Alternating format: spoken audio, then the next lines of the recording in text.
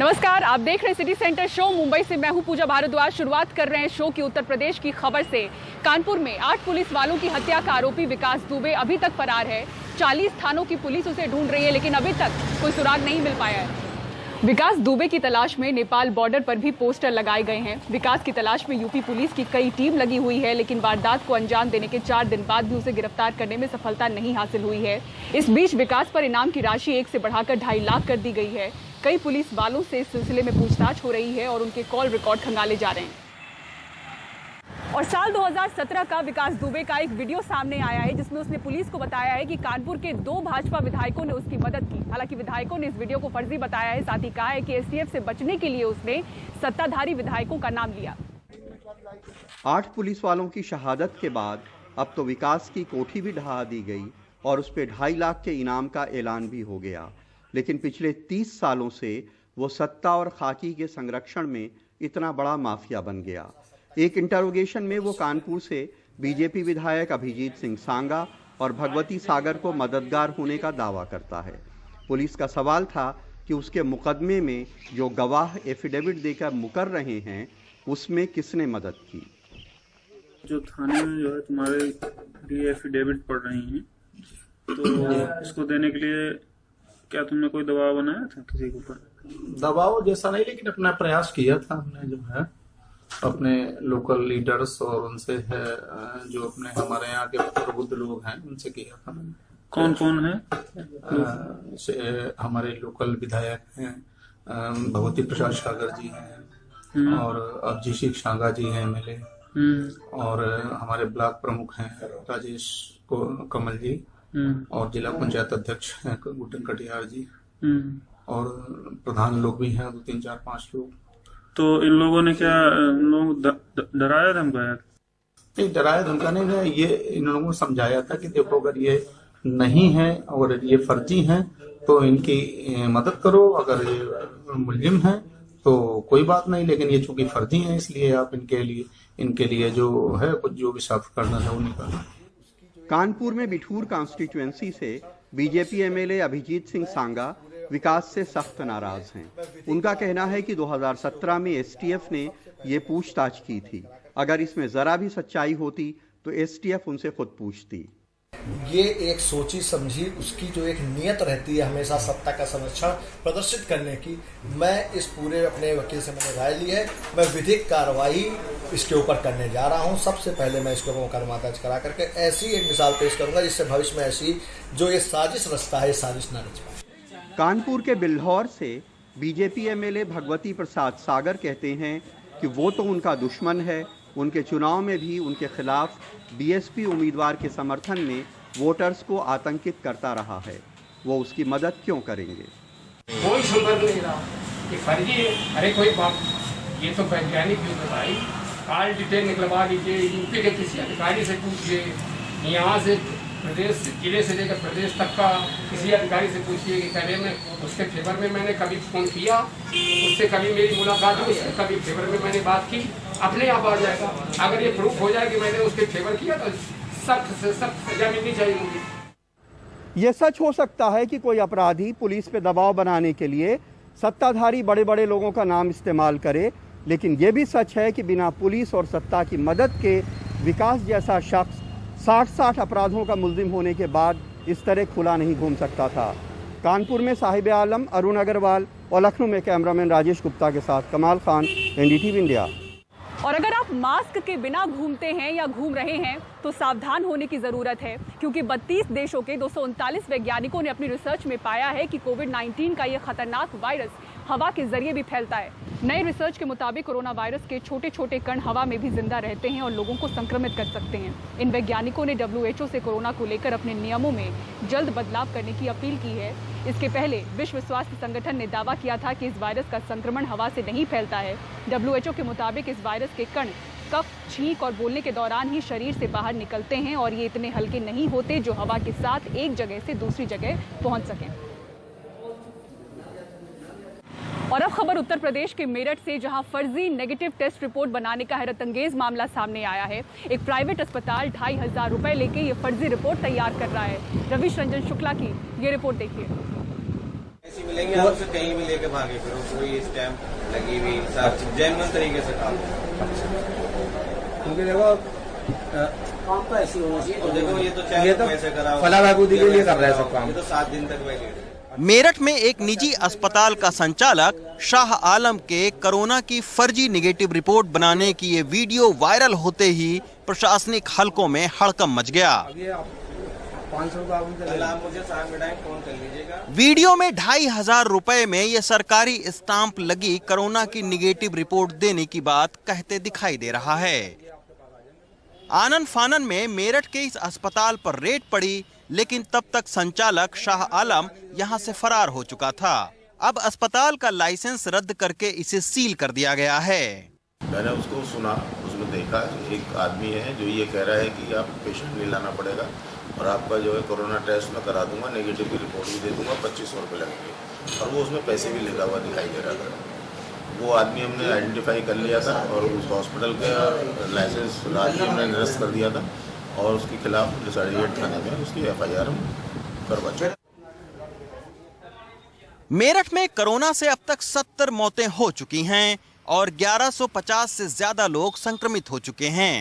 मेरठ में कोरोना के बढ़ते मामले देखते हुए कई इलाके अब भी सील हैं, जहां लोगों को आने जाने की मनाही है।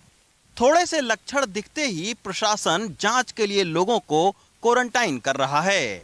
इससे बचने की तरकीब निकालने के लिए शाह आलम ने कोरोना की फर्जी निगेटिव रिपोर्ट बनानी शुरू की। इस संदर्भ में 420 IPC का अभियोग पंजीकृत कर लिया गया है। इसमें कुछ जो भी साक्ष्य हैं यह प्राप्त करके उसका परीक्षण करके नियमानुसार कार्रवाई की जाएगी। यह एक गंभीर प्रकरण है, इसको पूरी गंभीरता से लिया जा रहा है। अब मेरठ पुलिस इस बात का भी पता लगा रही है कि क्या कोरोना के शुरुआती लक्षण दिखने वाले लोगों को भी कोरोना निगेटिव की फर्जी रिपोर्ट दी गई है या नहीं। दी गई है तो आखिर ऐसे कितने लोग हैं और उन्होंने कहां पर ट्रेवल किया है। लेकिन इन सारे सवालों का जवाब तभी पुलिस को मिल सकता है जब इस कोरोना निगेटिव की फर्जी रिपोर्ट बनाने वाले रैकेट के संचालक शाह आलम की गिरफ्तारी हो पाए। फिलहाल जिला अस्पताल लोगों के ज्यादा से ज्यादा टेस्ट करने की तैयारी में जुटा है ताकि मेरठ में कोरोना संक्रमण में कमी लाई जा सके। लेकिन ऐसी घटनाएं बताती हैं कि इस महामारी में भी लोग पैसा कमाने के लिए इस तरह के उल्टे सीधे हथकंडे भी अपना सकते हैं। मेरठ से सचिन गुप्ता के साथ रवीश रंजन शुक्ला, NDTV इंडिया। और मुंबई में कोरोना वायरस के फैलाव को समझने के लिए BMC वायरस का पीछा शुरू कर चुकी है। यहाँ सेरो सर्वे की शुरुआत हो चुकी है। 3 वार्ड में सैंपल लिए जा रहे हैं, लेकिन लोग सैंपल देने से घबरा रहे हैं।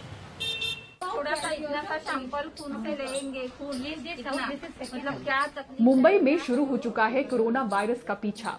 वायरस के फैलाव को समझने के लिए सेरो सर्वेक्षण जारी है ताकि कोरोना से जंग जीतने में आगे की रणनीति बनाने में मदद मिले। लेकिन कई लोग ब्लड सैंपल देने से घबरा रहे हैं। ये तस्वीरें दहिसर इलाके की हैं, जहां लोगों को ब्लड सैंपल देने के लिए समझाने में हेल्थ स्टाफ को खूब मशक्कत करनी पड़ी। बीमारी से लड़ने की पावर कितनी है उसका स्टडी करेंगे ना तो वो समझ में आएगा। और आपका ही नहीं, हम लोग का भी वो लोग करने वाले हैं।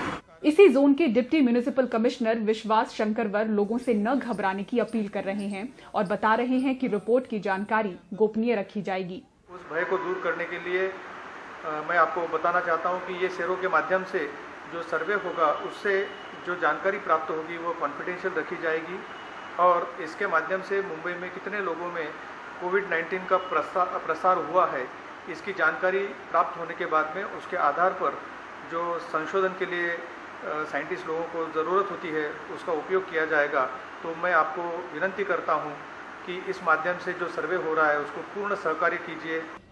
कोरोना वायरस के संक्रमण का प्रसार जानने के लिए राज्यों से सेरो सर्वेक्षण करने को कहा गया है। BMC शुरू में 3 वार्ड दहिसर के R नॉर्थ, चेंबूर इलाके वाले M वेस्ट और बडाला जैसे इलाकों वाले F नॉर्थ में 10,000 लोगों के रैंडम सैंपल ले रही है। ये सर्वे NITI Aayog, Tata institute of fundamental research और BMC के तालमेल से किया जा रहा है। इसी काम में अब स्थानीय नेता भी जुड़ रहे हैं। ICMR के गाइडलाइन के हिसाब से सर्वे में 12 से लेकर 60 वर्ष के उम्र के लोगों के रक्त के नमूने हम लोग लेने वाले। इस सर्वे में जेंडर वाइज हम लोग ने सेग्रीगेशन वहाँ पे किया है। मुंबई महानगर पालिका की टीम, डॉक्टर और आरोग्य सेविका और रिसर्च टीम घर घर जाके इस बारे में काउंसलिंग कर रही है। व्यक्ति का अगर सम्मति पत्र मिलता है तो ही व्यक्ति के रक्त के नमूने हम लोग वहाँ पे ले रहे। सेरो सर्वे प्लानिंग के साथ नहीं बल्कि अचानक किए जा रहे हैं ताकि सैंपल अलग अलग लोगों के लिए जा सकें। लेकिन माटुंगा की नगर सेविका नेहल शाह कहती हैं कि अगर नगर सेवकों को पहले से इसकी जानकारी हो तो सुनियोजित तरीके से आसानी से काम हो सकता है। वार्ड में और ग्राउंड लेवल पर काम करना है तो आपने नगर सेवक को कॉन्फिडेंस में लेना ज़रूरी है, क्योंकि हमारा रोज़ का इंटरेक्शन होता है यहाँ के रहने वालों से, रेसिडेंट्स के साथ, और अगर हमारे थ्रू कोई उनको मैसेज जाता है तो उसके लिए वो तैयार रहते हैं, उनको पता है कि ये सही मैसेज है। सेरो सर्वे के साथ साथ शहर के अलग अलग वार्ड में कोरोना की रैपिड टेस्टिंग भी जारी है। ऐसे में लोगों को ब्लड सैंपल देने के लिए समझाना प्रशासन के लिए कड़ी चुनौती बन रहा है। मुंबई से पूजा भारद्वाज की रिपोर्ट, एनडीटीवी इंडिया के लिए। हाथ धोते रहना है। और कोरोना महामारी के चलते दिल्ली में पिछले 3 महीनों से बंद ऐतिहासिक स्मारक खोल दिए गए हैं, लेकिन अब ये पहले जैसे नहीं रहे, कई बदलाव कर दिए गए हैं। क्या क्या है ये बदलाव, सुकृति द्विवेदी की इस रिपोर्ट में देखिए। आखिर 3 महीने बाद दिल्ली के ऐतिहासिक स्मारक एक बार फिर खुल गए हैं। ये सब चीज़ें तो अभी चलने वाली है, कोई ख़त्म होने वाला तो चीज़ है नहीं। तो इसमें क्या, अगर हमें थोड़ा बहुत रिलैक्स भी चाहिए, जितना हम अंदर रहे हैं तो उसके बाद बाहर भी रहना ज़रूरी है। तो यहाँ पे बहुत बड़ा पार्क है, तो कोई ऐसा जगह नहीं है कि मतलब सोशल डिस्टेंसिंग हम फॉलो नहीं कर पाएंगे, ऐसा कुछ नहीं है। लेकिन यहाँ आने वालों के लिए अब सब कुछ पहले जैसा नहीं है, काफी कुछ बदल गया है। टिकट लेने के लिए कोई काउंटर नहीं है, ये काम अब स्मार्टफोन से होगा। सोशल डिस्टेंसिंग, थर्मल स्कैनिंग और सैनिटेशन सबसे पहली शर्त है।